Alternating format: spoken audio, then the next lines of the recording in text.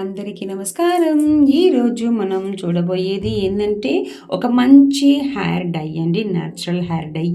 ఇది ఎట్లా చేయాలి, అది ఎలా అప్లై చేసుకోవాలి, మన జుట్టులో ఎంత మంచిగా అప్లై చేసుకోవాలి, అది ఎట్లా మనకు యూజెస్ అనేది కూడా నేను చెప్తాను.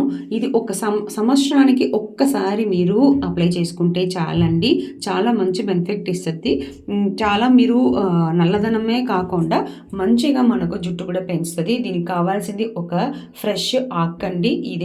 ఈ ఆకే నేను చెప్తున్నానండి. మన జామ లీవ్స్ అండి, అంటే జామ ఆకులు నేను ఒక 10 దాకా తీసుకుంటున్నాను. మా తోట నుంచి తీసుకున్న జామాకు కొమ్ము ఇవి. ఈ కొమ్ముల్లో మనకు ఒక 10 లీవ్స్ దాకా ఉంది కదా, 10 లీవ్స్ నేను తీసుకుంటున్నాను. అంటే నా జుట్టు చాలా చాలా కొద్దిగా ఉంటుంది కాబట్టి నేను 10 దాకా తీసుకుంటున్నాను ఈ జామాకుల్ని. మీరు హెయిర్ డెన్సిటీ మీరు బాగా ఎక్కువ డెన్సిటీ ఉంది, మీరు హెయిర్ లాంగ్ ఉందంటే దానికి తగ్గట్టు మీరు ఎక్కువగా ఆకులు వేసుకోండి. ఇప్పుడు ఈ జామ ఆకులు నేను తీసుకుంటున్నాను, ఒక 10 దాకా తీసుకుంటున్నానండి. ఈ ఆకుల్లో మనకు చాలా బెనిఫిట్స్ ఉన్నాయండి. మన హెయిర్ చాలా మంచిగా గ్రోత్ చేపిస్తుంది, చాలా మంచిగా మన హెయిర్ నల్లగా మారిపోతుందండి. ఇప్పుడు ఈ జామ ఆకుల్లో ఉన్న సిరల్ని నేను తీసేస్తున్నానండి. ఎందుకంటే బాగా మంచిగా అప్పుడే గ్రైండ్ అవుతుంది. అందుకని మనకు ఇది పేస్ట్ కావాలంటే ఈ జ్యూస్ కావాలి యాక్చువల్గా.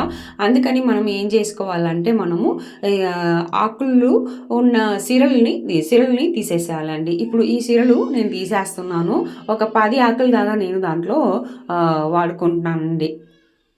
ఇప్పుడు ఈ జామకాయ ఆకులు ఉన్నాయి కదా, జామ చెట్టు ఆకులు ఉన్నాయి కదా, చాలా మంచి ఎఫెక్ట్ ఉంటుందండి. మన హెయిర్ మీద చాలా పని చేస్తుందండి.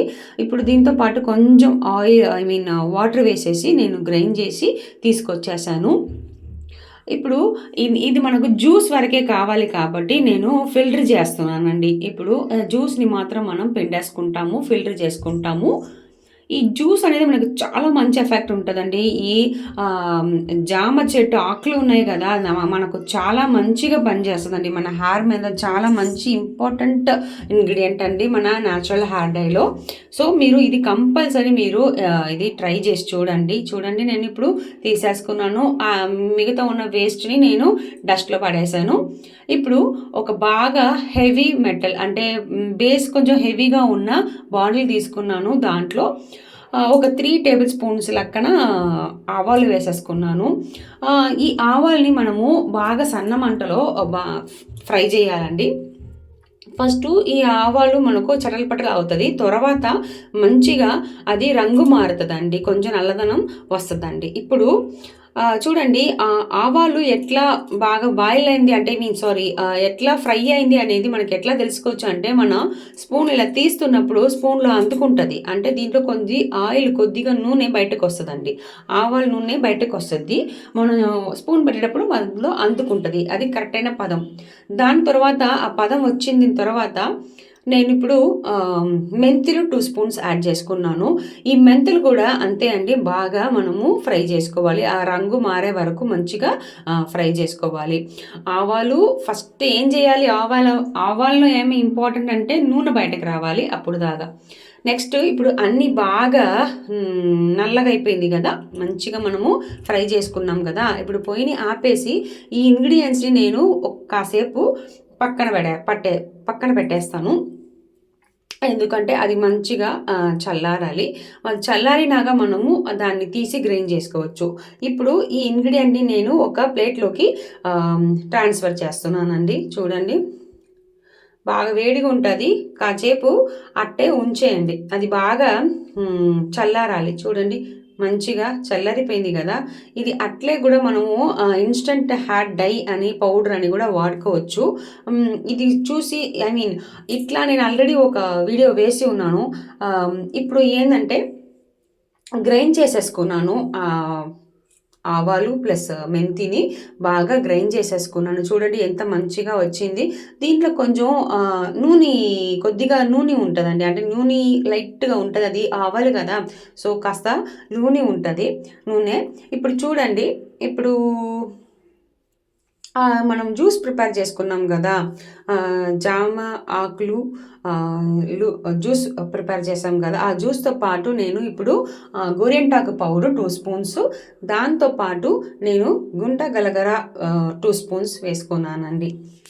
ఇప్పుడు ఆ జ్యూస్తో పాటు గుంట కలగర 2 స్పూన్స్ ప్లస్ గోరింటాకు పౌడర్ 2 స్పూన్స్, దాంతోపాటు 1 స్పూను మనం గ్రైండ్ చేసి పెట్టుకున్నాం కదా, ఆవాలు మెంతిని ఫ్రై చేసి గ్రైండ్ చేసాం కదా, అది 1 స్పూను.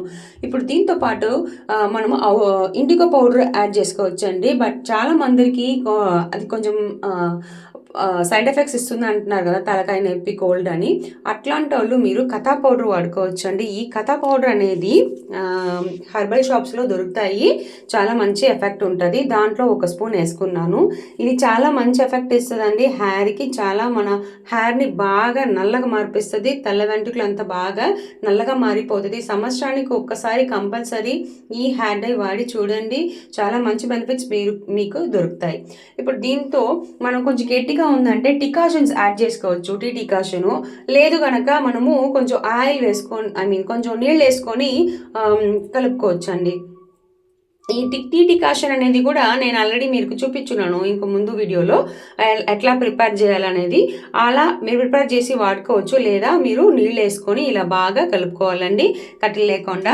ఈ హెయిర్ డై ఏంటంటే మనము ఒక 8 అవర్స్ అట్లా ఉంచాలండి. ఇప్పుడు మార్నింగ్ చేశారంటే 8 అవర్స్ ఉంచుకోండి, లేదు సాయంత్రం ఇలా నైట్ చేశారంటే నైట్ అంతా ఉంచుకొని పక్క రోజు మీరు తీసి వాడుకోవచ్చు అండి.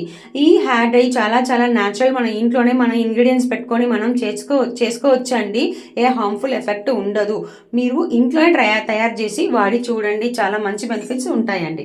ఇప్పుడు దీన్ని అట్లే నేను ఉంచుతానండి, అంటే ఒక 8 అవర్స్ అట్లా నేను అట్లే పెట్టేస్తాను.